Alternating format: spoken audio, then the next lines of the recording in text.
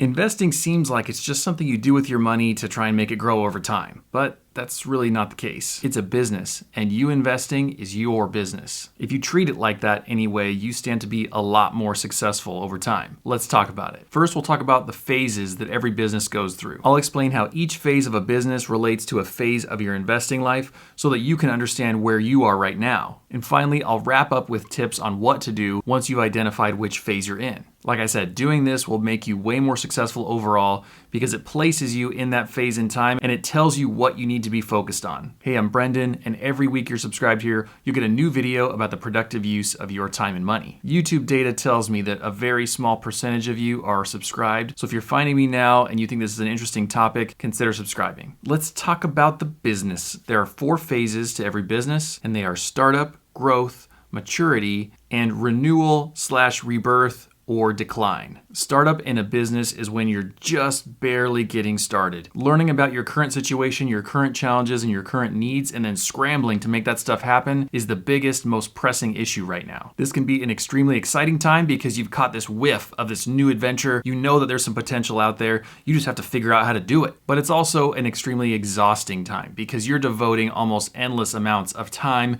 and money and energy all into this thing that's essentially giving you nothing back yet. So you feel like you're just dumping all this stuff away and you don't have anything to show for it. This is the phase that requires the most faith to not give up. Now let's talk about startup in your personal investing. Just like startup with a business, this is when you very first begin investing. Think of it like the first few years. You're trying to learn the ins and outs. Where should you be investing? There's so many different things that investing could mean. The terminology is really confusing. How do you forecast things for the future? It just seems like there's maybe endless questions, and it's really easy to potentially feel overwhelmed. And just like with a business, this startup time with your investing is really exciting. You've done the work that it takes to become an investor. You're doing the thing. But just like a business, it's emotionally draining because you're shoveling money in, you're learning tons of new stuff, and you just don't have that much to show for it yet. It feels like nothing's really happening. Having the mentality of a successful startup owner can be really helpful for you as an investor at this stage too. They aren't super focused on judging the results just yet. They're getting the fundamentals down. They're waiting for success to happen in the long term, not this year, not this month. When you first start investing, the biggest contributor to your success is 1, not stopping, and 2, investing as much as you possibly can. It's not actually about the return that you get. That's important, but that's not the top 2 most important things. The second phase of any business is called the growth phase. The growth phase in a business is a super aggressive time where you aren't focused on anything but aggressively shoveling in all the resources you can to grow this business that has now kind of gotten a footing under itself. You've done the hard work to solidify the business after the startup phase. Now it's time to grow. You've identified the opportunity, you kind of know what you're talking about, and it's time to just put in the work to make that happen. After all, luck is what happens when hard work and preparation meets opportunity. You've gotten lucky. And despite the experience you've had so far, this phase presents different challenges over and above the startup phase. Odds are you're solving more complex and nuanced problems than originally when you were just trying to figure stuff out. Now you're getting into the nitty-gritty details and really defining where you want to go. And the amount of work you're doing probably hasn't changed that much from the startup phase, unfortunately, but the difference here is you're actually starting to see some results. And those results can be dangerous because you might be tempted to tap into them, or you might be tempted to get overconfident. But you've got to keep your head down and know that your goal is to get to the next phase and not just stay here. The growth phase in your personal investing. I would say a growth phase in your personal investing is when you really start to see results for the first time. You've been diligent, you've been disciplined, you've been obedient, and you've invested a lot of money up to this point. You've probably not seen enough time go by to accumulate a whole bunch of compound interest. So up until now, this is mostly sweat equity. This is mostly your deposits. Charlie Munger, who is Warren Buffett's business partner and a super famous and successful investor, said this: "The first 100,000 is a beep,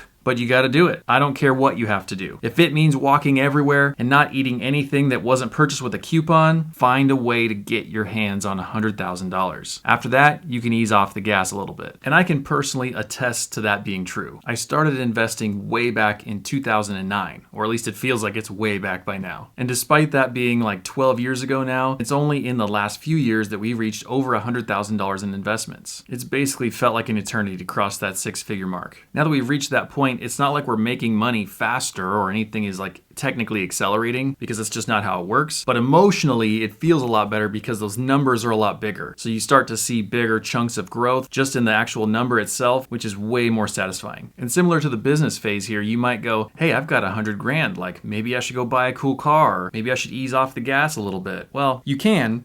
You absolutely can. It's your money, but I would suggest pushing forward to the next phase. The third phase in business is called maturity. And maturity means that you've gotten to a level of steadiness that the startup and growth phases could only imagine. Your business has been proven. Your results have been reliable. And you've become an expert at managing your way through all number of different challenges, not excluding managing yourself. Sometimes it's the hardest thing to do. And this phase is where a lot of people dream of being. At this point, you've probably even gotten systems in place that allow you to not be 100% hands-on micromanager person all the time. It's almost like the success is building on itself. You've got people trained. You've got procedures in place. You've got your best practices. You can even go on vacations now. You can do the business owner's dream, which is delegate and relax. This is an incredible place to be. Maturity in your personal investing. Maturity in general only comes through much time, experience, and effort. And for most of us, this stage is probably well over a decade's worth of investing. We've learned the fundamentals, we've learned the direction we want to go, and we've executed that plan for a long time now. We have our accounts set up to automatically send the amount of money we want to the places we want. We have a plan for the next decade when it comes to our money and what to expect. And all of this probably means we're at a stage of coast. When I ran track in high school, this was a term, coasting was a term that my coach used to reference the back straightaway in the 400-meter race. So 400 meters is just one lap around the track, and this was the back straightaway. So what he told us was to push really hard on the start, run the first 100 as hard as you can, pushing, drive around the curve, then on the back straight, just stop pushing and coast. So we all kind of looked at him with like a funny look. We were like,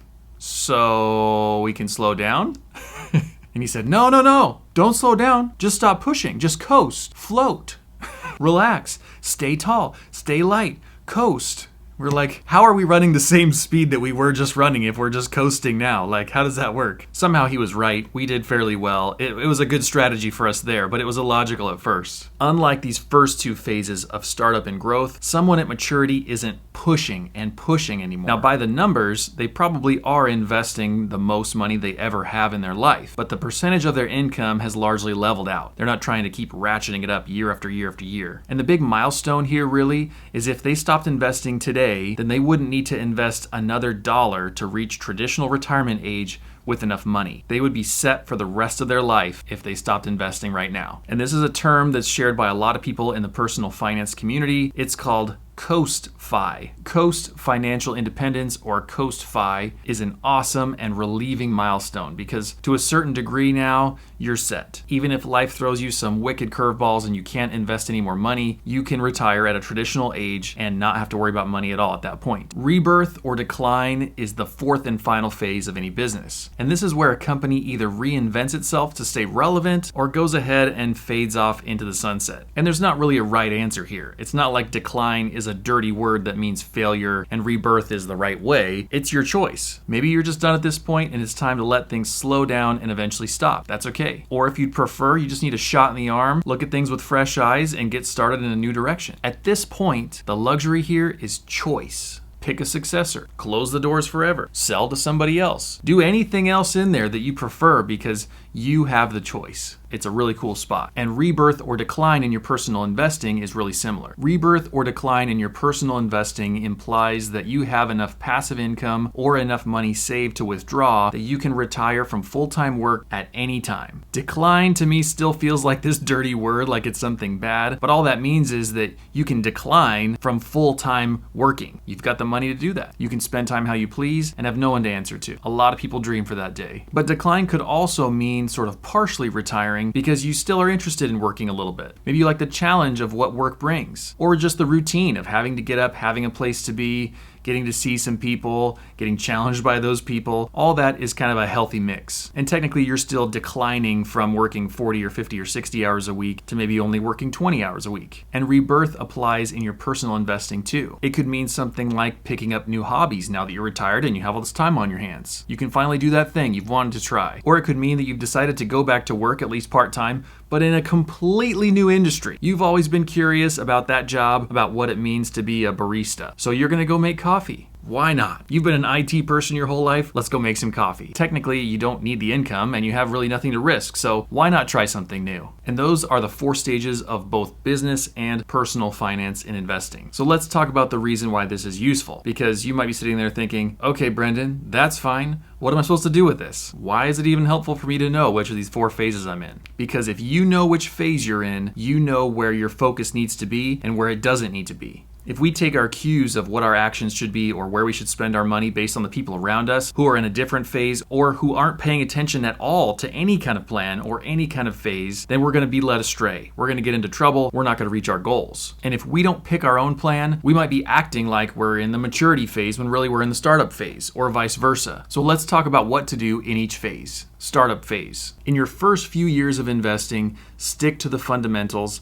learn as much as you can, and do your best to not stop. It's going to be really tough because you're not going to have hardly any results to show for it. Your balances are just going to be crawling along. They're going to be going up and down, which will be new for you because typically you don't see your money go down. This whole thing is very new and scary. So do everything you can to stick it out and keep going. These things that we need to learn really are the basics. This is the stuff that we weren't taught in school, that our parents don't even really know that well, maybe didn't teach us. So we've got to be the ones to take control and go out and find our own answers. You can learn a lot completely for free now by looking up stuff online, by watching videos like mine, or by borrowing books from your library. I personally use an app called Libby, which is an audiobook version of the public library system. And you can just check out books from your phone. You never have to step foot in the library, and it's amazing. Completely free. And this phase is about investing, but it's also about the very basic fundamentals of personal finance because that really sets you up to invest. So we've got to do things like pay off high interest debt, have 3 to 6 months of living expenses saved in an emergency fund, understand some of the terminology that I put in my videos on Terminology Tuesdays, and all important, ignoring the investing buzz. Typically, if stuff is happening in the news, it's not something that you need to take part in. It's probably a bloodbath on Wall Street, and this is not something that you should base your decisions off of. Of course, these videos are not investing advice. This is all for purely entertainment purposes, but typically we make bad emotional decisions and we regret them later when it comes to our investing. Learn to steal your emotions, stick to the plan, and keep going in your own path. The growth phase in your investing is when you really start to see results for the first time. This might be when you finally crest that 6-figure mark and you can see that the total of your investments is more than $100,000. You've done a lot of exhausting work to get here. You've contributed so much money, so don't lose sight of the end goal now. Keep learning, stay humble, and stick to the fundamentals. I'm reading this book right now by Tom Vanderbilt called Beginners that's very interesting so far, and he mentions this effect that happens whenever we gain a little bit of experience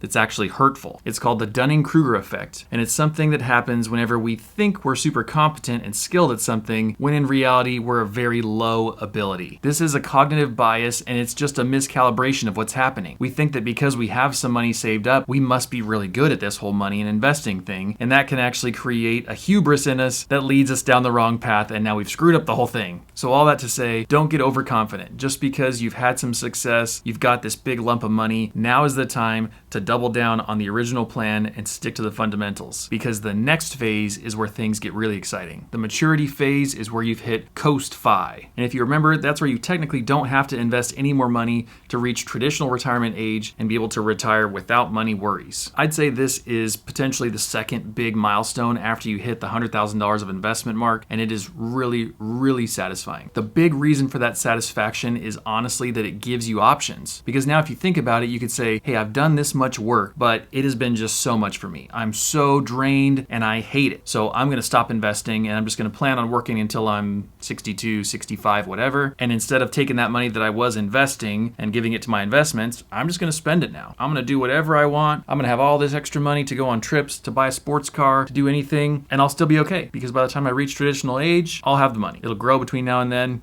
I'm set. Or it gives you a completely different option, which is one that I'm following, which is, oh my gosh, this is really working. This is happening. We're at CoastFI. If we double down, we don't have to wait until we're 62 or 65. We could retire early. To me, that is truly exciting, not necessarily to stop working, but to have work be optional. That's really the appealing thing to me because now I go, these index funds, these automatic contributions, our focus on doing this really is getting us the results we hoped it would. So let's try and make it happen even more. I had my foot on the gas. Let's completely floor it now and get really crazy. Thankfully, if neither of those two options sounded good to you, there's plenty plenty of gray area in the middle. You could also say, look, I'm at CoastFI. I don't need to make as much money as I had been making and work as hard to get there. So instead of working X hours and sending all this tons of money to my investments, I'm just going to work less. I'll do what I need to cover my expenses, to be reasonable, a responsible human being and family member and all that stuff, but you actually don't need to earn that money anymore that you've been investing. So you could go into like a pseudo partial retirement mode now and go, hey, I'm just going to work part-time. I'm good. I'm going to slow things way down. I'm going to start to live the life that I want to live when I'm fully retired right now. That's not something that I'm doing, but a lot of people really love that idea, or they'll love the idea of like taking a year off, like a sabbatical. There's so much gray area in there where you can kind of choose your own adventure, and that is really cool. This maturity phase in your personal investing really opens up the doors to all these luxurious options for you. And I say luxurious because what is luxury but a choice? Choices to do whatever you want is tremendously satisfying and